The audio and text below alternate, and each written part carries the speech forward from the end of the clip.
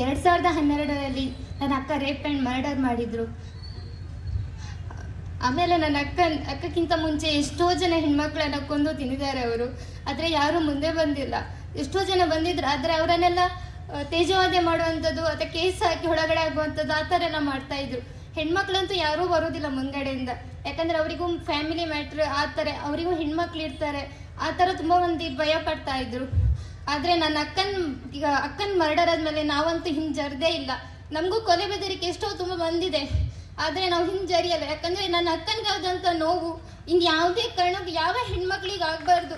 ನನ್ನೂರಲ್ಲಂತೂ ಆಗೋಕ್ಕೆ ನಾವು ಯಾರೂ ಬಿಡೋದೂ ಇಲ್ಲ. ಇನ್ನು ನನ್ನ ಅಕ್ಕನ ಆದ ನಂತರ ನಿಜವಾಗ್ಲೂ ಒಂದು ಘಟನೆಯೂ ನಡೆದಿಲ್ಲ, ಅಲ್ಲಿ ಒಂದು ಬಾಡಿನೂ ಅಲ್ಲಿ ಸಿಕ್ಕಿಲ್ಲ ಹೆಣ್ಮಕ್ಳದ್ದು.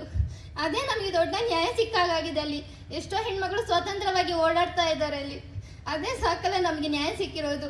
ನನ್ನ ಅಕ್ಕನಿಗೆ ನ್ಯಾಯ ಲೇಟಾಗಿ ಸಿಗ್ಬೋದು, ಅದೇ ಖಂಡಿತ ಸಿಕ್ಕೇ ಸಿಗುತ್ತೆ ಅನ್ನೋಂಥದ್ದು ನಾವು ತುಂಬ ಭರವಸೆ ಇದೆ.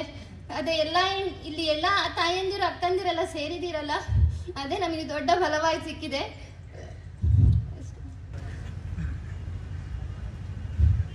2012ರಲ್ಲಿ ನನ್ನ ಅಕ್ಕ ರೇಪ್ ಆ್ಯಂಡ್ ಮರ್ಡರ್ ಮಾಡಿದ್ರು. ಆಮೇಲೆ ನನ್ನ ಅಕ್ಕಕ್ಕಿಂತ ಮುಂಚೆ ಎಷ್ಟೋ ಜನ ಹೆಣ್ಮಕ್ಳನ್ನ ಕೊಂದು ತಿಂದಿದ್ದಾರೆ ಅವರು. ಆದರೆ ಯಾರೂ ಮುಂದೆ ಬಂದಿಲ್ಲ.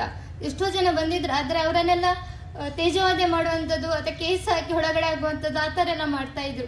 ಹೆಣ್ಮಕ್ಳಂತೂ ಯಾರೂ ಬರೋದಿಲ್ಲ ಮುಂದ್ಗಡೆಯಿಂದ, ಯಾಕಂದರೆ ಅವರಿಗೂ ಫ್ಯಾಮಿಲಿ ಮ್ಯಾಟ್ರ್ ಆ ಥರ, ಅವರಿಗೂ ಹೆಣ್ಮಕ್ಳು ಇರ್ತಾರೆ, ಆ ಥರ ತುಂಬ ಮಂದಿ ಭಯ ಪಡ್ತಾ ಇದ್ರು. ಆದರೆ ನನ್ನ ಅಕ್ಕನ ಮರ್ಡರ್ ಆದಮೇಲೆ ನಾವಂತೂ ಹಿಂಜರ್ದೇ ಇಲ್ಲ.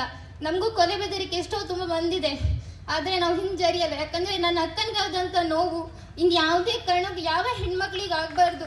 ನನ್ನೂರಲ್ಲಂತೂ ಆಗೋಕ್ಕೆ ನಾವು ಯಾರೂ ಬಿಡೋದೂ ಇಲ್ಲ. ಇನ್ನು ನನ್ನ ಅಕ್ಕನ ಆದ ನಂತರ ನಿಜವಾಗ್ಲೂ ಒಂದು ಘಟನೆಯೂ ನಡೆದಿಲ್ಲ, ಅಲ್ಲಿ ಒಂದು ಬಾಡಿನೂ ಅಲ್ಲಿ ಸಿಕ್ಕಿಲ್ಲ ಹೆಣ್ಮಕ್ಳದ್ದು. ಅದೇ ನಮಗೆ ದೊಡ್ಡ ನ್ಯಾಯ ಸಿಕ್ಕಾಗಿದೆ. ಅಲ್ಲಿ ಎಷ್ಟೋ ಹೆಣ್ಮಕ್ಳು ಸ್ವತಂತ್ರವಾಗಿ ಓಡಾಡ್ತಾ ಇದ್ದಾರೆ ಅಲ್ಲಿ. ಅದೇ ಸಾಕಲ್ಲ ನಮಗೆ ನ್ಯಾಯ ಸಿಕ್ಕಿರೋದು. ನನ್ನ ಅಕ್ಕನಿಗೆ ನ್ಯಾಯ ಲೇಟಾಗಿ ಸಿಗ್ಬೋದು, ಅದೇ ಖಂಡಿತ ಸಿಕ್ಕೇ ಸಿಗುತ್ತೆ ಅನ್ನೋಂಥದ್ದು ನಾವು ತುಂಬ ಭರವಸೆ ಇದೆ. ಅದೇ ಇಲ್ಲಿ ಎಲ್ಲ ತಾಯಂದಿರು ಅಕ್ಕಂದಿರೆಲ್ಲ ಸೇರಿದಿರಲ್ಲ, ಅದೇ ನಮಗೆ ದೊಡ್ಡ ಬಲವಾಗಿ ಸಿಕ್ಕಿದೆ.